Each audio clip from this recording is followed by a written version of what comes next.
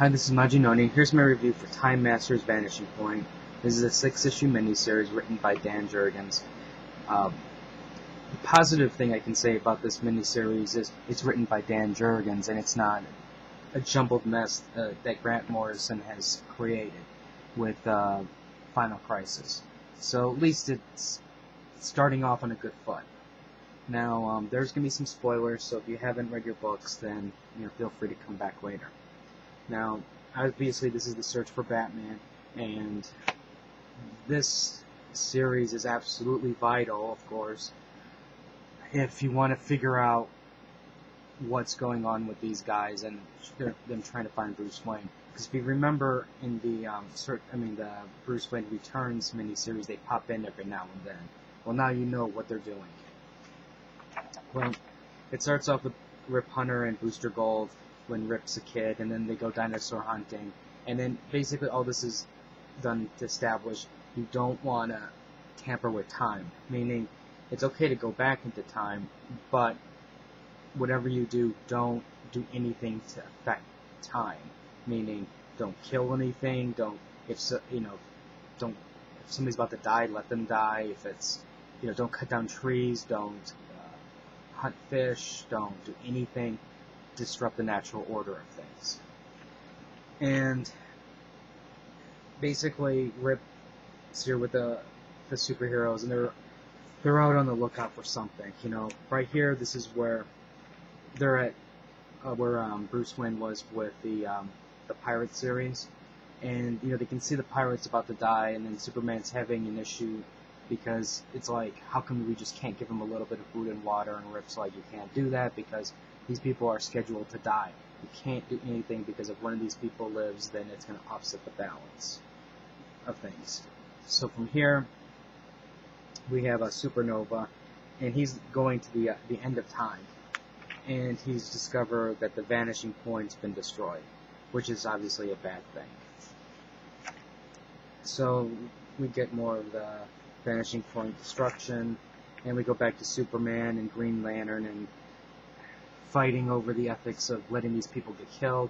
Superman and Green Lantern reluctantly do it, but Rip Hunter has a valid point. These people are dead, and you should consider them dead already, and just let them go, because you don't know if one of these guys were to survive. You don't know what that's going to do to the balance of things. Which, of course, most likely nothing would happen, but since it's a DC world, they would make it catastrophic, like the world would blow up or something like that. So anyways, it goes back to Rip Hunter, and he's like seeing what sparked everything is he noticed things starting to happen that wasn't supposed to happen. Like there's the New God symbol appearing, there's the Bruce Wayne appearing in various stages of things. And one thing I kind of was thinking of is Bruce Wayne going back into time and already doing things like beating up on the caveman tribe, dealing with the Cthulhu people and Puritan, Puritan on Gotham, and with the pirates. All of that has already affected time. So he's already technically destroyed what should have happened. Like the pirate thing shouldn't have gone down that way. So you have, the only way I can think of that you can logically say was this has already happened. You know what I mean? It's like it's already a part of time. Bruce Wayne, time moves as one flowing thing, and it can crisscross, and I don't know. I'm just rambling. But anyways, I think it's kind of already stupid, the fact, because now since Bruce Wayne's already tampered with time, the only thing you should be able to do is go back to the original point where he went in the caveman time and pull him out. That's the only way to stop it. Especially when you consider what he's done to the Bat Cult. Those people shouldn't have been Bat Cult members, and that technically has already damaged time. But of course, people like Grant Morrison and DC editors can't figure that out because, after all, they want to sell their 16,000 copies of comics. So anyways, we have Booster Gold with Rip, and then if you notice him, that's ironically enough Bruce Wayne. And so it goes back over here and discussing more the ethics of things. Then we go to Rip Hunter's time, one of his labs, and there's the Time Stealer dudes, Despero, and I forgot the other guy, this guy. Well, anyways, they want to loot his thing, his lab. Well, luckily for Rip Hunter, you have Booster Gold's sister coming in.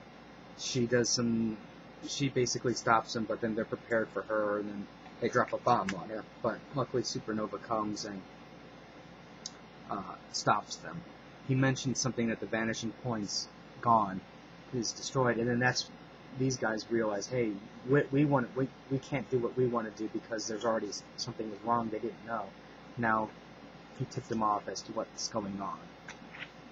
And then we got a nice 2-page spread of Brightest Day. I kind of like these teaser pictures, even though, it means absolutely nothing to me right now, but I really tend to like that.